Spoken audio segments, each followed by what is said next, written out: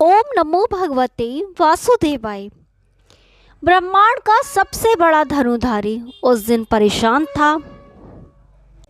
वह अपने अवचेतन मन से ही एक लंबे समय से संघर्ष कर रहा था। उसने कान्हा की ओर देखा और तुरंत प्रश्न दाग दिया, जीवन इतना कठिन क्यों हो गया है? केशव मुस्कुरा उठे। उन्होंने कहा, जीवन के बारे में सोचना बंद कर दो। ये जीवन को कठिन करता है। सिर्फ जीवन को जियो। पर अर्जुन अभी भी उद्वेलित थे। उनके मन में एक एक प्रश्न आ जा रहे थे। वे पूछ उठे, हम सदैव दुखी क्यों रहते हैं? कृष्ण अपनी बांसुरी बजाते बजाते बीच में रुके और बोले, चिंता करना तुम्हारी आदत बन चुकी है। तुम दुखी हो जाते हो। पर केशव, लोगों को इतना कष्ट क्यों भुगतना पड़ता है? वासुदेव ने उसके कंधे पर हाथ रखा और हंसते हुए बोले, हीरे को रगड़ के बिना चमकाया नहीं जा सकता और सोने को कभी ताप के बिना खरा नहीं किया जा सकता।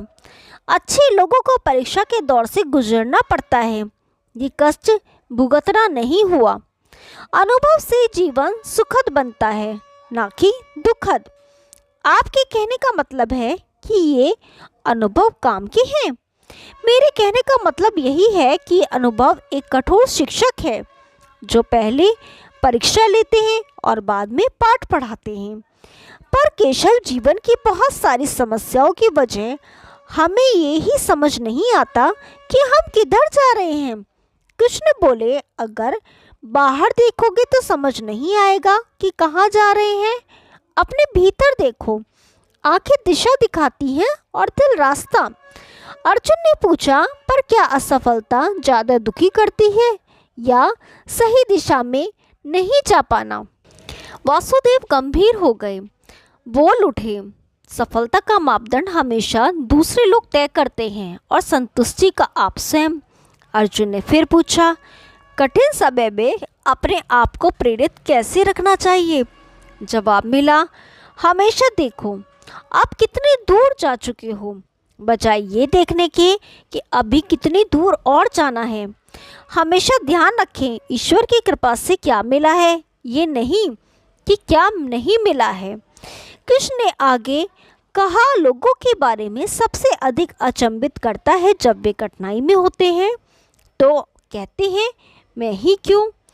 जब वो समृद्ध होते हैं तब कभी नहीं कहते कि मैं क्यों?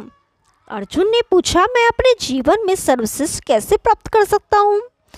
वासुदेव के होठों पर मुस्कान तय गई। बोले, अपने पिछले जीवन का बिना किसी खेद के सामना करो। वर्तमान को आत्मविश्वास से जियो और भविष्य का सामना करने के लिए अपने को निडरता से तैयार रखो।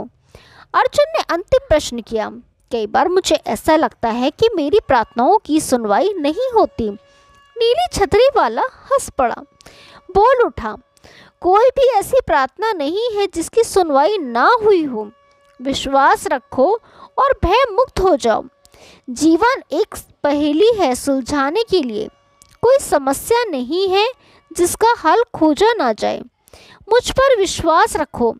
जीवन बहुत सुंदर है अगर आपको जीना आता है तो। हमेशा खुश रहो। अर्जुन के मन को एक चीर शांति मिल चुकी थी। कान्हा बांसुरी बजाने में लीन हो गए। दुनिया के सबसे बड़े मैनेजिंग डायरेक्टर और एकमात्र ऐसे दिव्य शख्स जिन्होंने कुरुक्षेत्र में सीना ठोक कर कहा था कि वो ईश्वर हैं। ओम नमो भगवते वासुदेवाय। यदि आपको ये कहानी पसंद आई तो वीडियो को लाइक कीजिए, शेयर कीजिए और चैनल को सब्सक्राइब कीजिए। हम आपके लिए ऐसी रोचक पुरानी कथाएं लाते रहेंगे। तब तक के लिए नमस्कार।